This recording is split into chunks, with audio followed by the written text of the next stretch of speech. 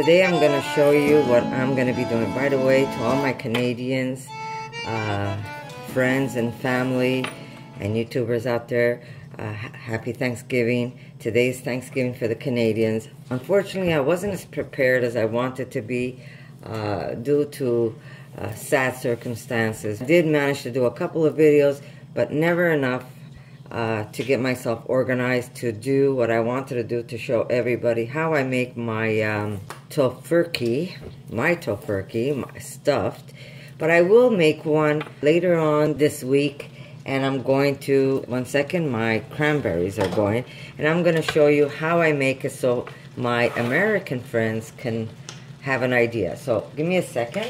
I just want to show you, I got some fresh cranberries. I am going to make a little dinner for my family tonight. My daughter and my husband and my beautiful niece is going to come over, so hopefully if I have some stuff ready, she can take a bite to eat also. What I did do is I'm going to make a very small cranberry. I just added a little bit of water at the bottom, and I added some fresh cranberries, and I just brought this to a boil. And at this point, I'm going to add some sugar. I'm just going to put this down so I don't burn my wood. I'm just going to add a little bit of extra. Now, I did bring this to a boil, and my cranberries started to pop. So what I'm going to do is, my twist is, I add a little bit of heat to my cranberry. Not much, just a tad.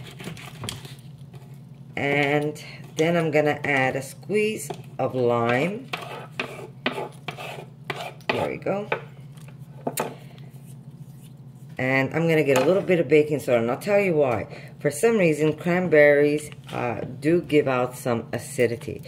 But by adding just a pinch of, oh, did you see that pop? Just by adding a pinch of baking soda, but just a tiny, tiny bit, it helps take away the acidity while I am cooking these. So I'm going to put a little more hot pepper, and I'm going to get that pinch of baking soda. And now the hot pepper is not it's an option, really. If you have children, I think you're going to leave that out. My kids are all big in this house. I did have a beautiful Thanksgiving at my daughter Amanda's house yesterday. She made such an array of deliciousness, I can't even tell you. It was beautiful. She made pies. She made like the traditional, the Canadian tradition pie, meat pie, but it was vegan meat, of course, that she made herself. She had squash. I can't even tell you how delicious.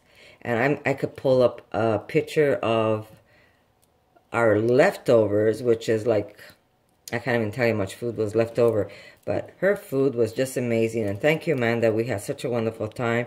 And it was such a nice change that we had Thanksgiving at your house rather than our house. So that was nice. Gave me a little break. Thank you. So I'm just going to put some sugar here. Now I'm going to not make this too sweet. I'm going to, I would say I had about maybe 2 cups of cranberries, a little bit of water. And now I'm going to try a cup of sugar, because I don't want this too sweet. Now, when I say a cup, I'm going to use a cup, but I know this cup is exactly 1 cup. Here we go. I'm going to use a cup of sugar, and I'm going to stir this in now so it gets dissolved, since this did come to a boil. And that's the trick. If you add the sugar while it's on the burner, it's going to make a mess of your cranberries, because you could actually, it can start crystallizing on you. But if you dissolve it off the stove, and just mix it till your sauce almost comes clear. And I'm only going to use 1 cup, which I think is even too much sugar. But recommended would be a lot more than that. But I'm going to use just 1 cup, and hopefully it's not going to be as sweet. And then again, we're not going to eat the whole thing. We're just going to put a little bit on our plate, right? So we're going to dissolve that. We're going to put a little bit of salt. And this is going to help. Oop, here we go. Just a little bit, about maybe 1/8 of a teaspoon, just to help bring up the sweetness. I was going to put lime, but you know what? I am going to do something different. I'm going to take a mandarin, and I'm just going to squeeze the juice of the mandarin into my cranberry sauce. There we go. And that's going to add also a very nice flavor to the cranberries. I mean, you could actually put the mandarin slices if you want. That's also a nice way of doing it. Here we go. I know so many people told me that they actually feel acidity when they eat, or they get almost like a heartburn after they eat cranberries. So if you put a pinch of this, notice the bubbling? That's basically telling you it's neutralizing it. So that's all you really need. Just shake my hand off. And that's going to help neutralize this. You see that? That's telling you that the cranberries are very acidic. And by putting that little bit of baking soda, you neutralize it. And it's going to be a very pleasant cranberry. And if you normally have acid after you eat cranberries, you're not going to do so because of this. So I'm going to put this back on the stove, and I'm going to keep cooking this down. So I'm going to show you something else while I put this to cook. I'm going to put this on a medium-low heat so it cooks slowly. I'm just going to let that come to a boil again quickly, because I did have it off the stove. Okay, I'm going to show you this beautiful squash. This is called a Hubbard. It is one of the sweetest squashes. It is almost like a kabuka. So beautiful inside. My house is not like it used to be, where it was always full with people. I did Thanksgiving yesterday with my daughter. So today it's just going to be me, Erica, my husband, and Ronnie if she manages to stay with us for dinner. And so what I'm going to do, I'm going to stuff it with my stuffing, and it's going to go into the oven. So I'm going to get this washed, and then I'm going to show you what I'm going to do with that. What I'm also going to do is I'm going to stuff some beautiful peppers. Now, I bought like a large bushel of peppers, especially at this time of the season. Everything is like for cheap. So we bought these at the market. They're beautiful. I'm going to put some in my stuffing, and I'm going to stuff some, and we're going to put those in the oven later. So I'm just going to show you what I'm going to do. Okay, now this recipe really is not going to be a recipe where I'm going to give you the amounts. But it'll give you an idea how I cook my stuff, or what I put in my stuff, so you can play along with it. I know some people say, if you don't give me recipes, I'm completely lost. But really, it's when you cook, it's all about taste. If you find that you need something else in there, just throw it in. Don't be afraid to get creative when you cook. So what I'm going to do is I'm going to put 2 celery sticks, which I'm going to wash. I'm going to put some shredded carrots and some diced onions and peppers. Here we go. I'm going to cut up this big one because it doesn't sit flat. So here we go. We've got some. Okay. We've got some onions.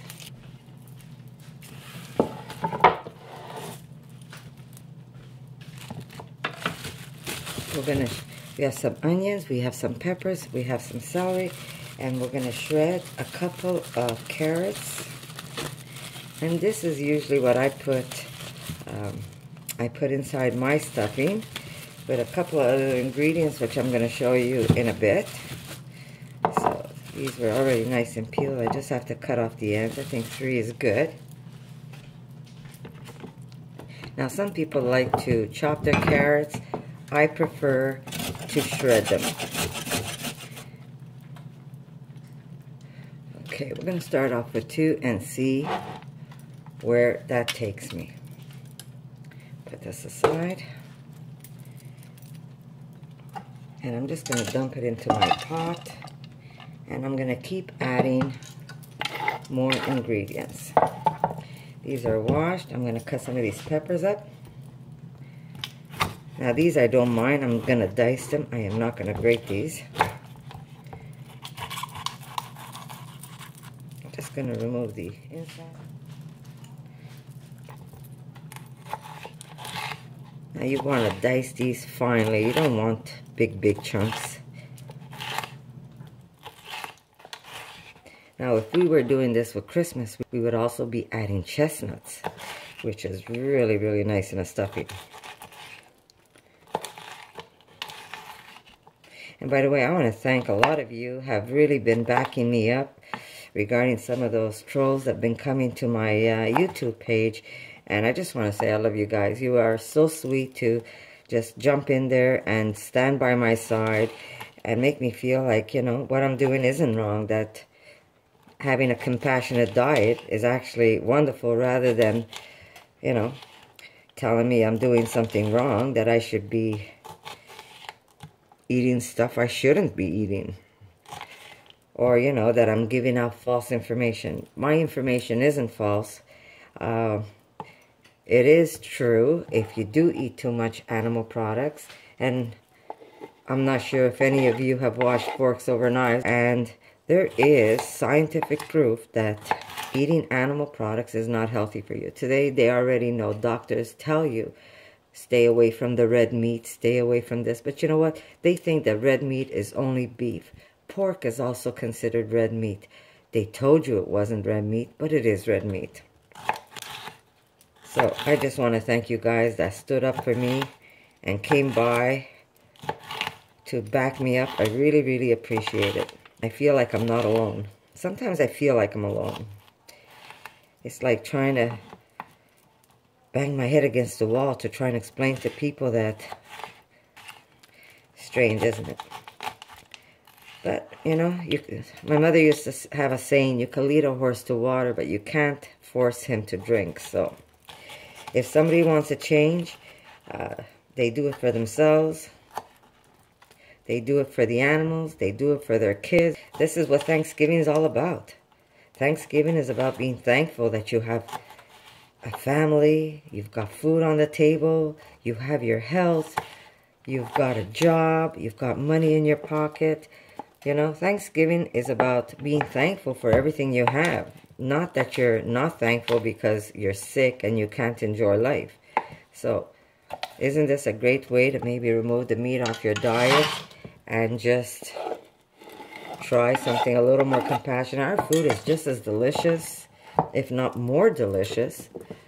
But so far, I am not disappointed. Anyhow, I'm going to stop my rant. So I'm just going to chop this up. But for now, I'm just going to fast forward to my onions. Okay, so here we go. We're going to chop this up also.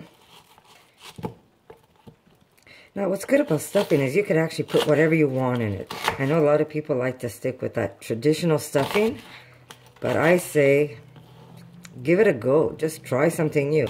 Now, there's one thing also I put inside my in my stuffing, and that would be my vegan bacon. But because I don't have any done, I'll show you how I put it in without having to make the bacon, because sometimes you think, oh, you know what, I don't have it, I guess I can't put it in. But that's not how it works.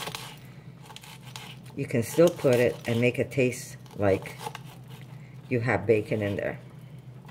And then again, there's people who don't want to put bacon inside their stuffing, so they won't, right? Okay, so here we go. There's my onion. So in this stuffing, I have 2 peppers, 2 shredded carrots, 2 celery sticks, and 2 onions.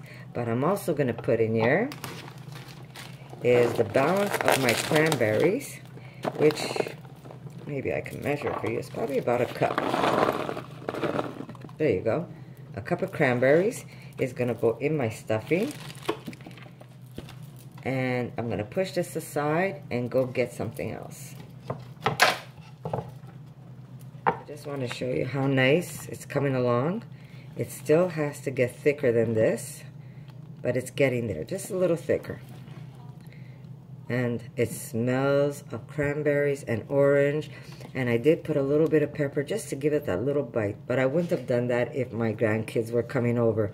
But since it's only us adults, I added some spicy pepper to my cranberries. So I'm going to put this back on the stove. Look at this.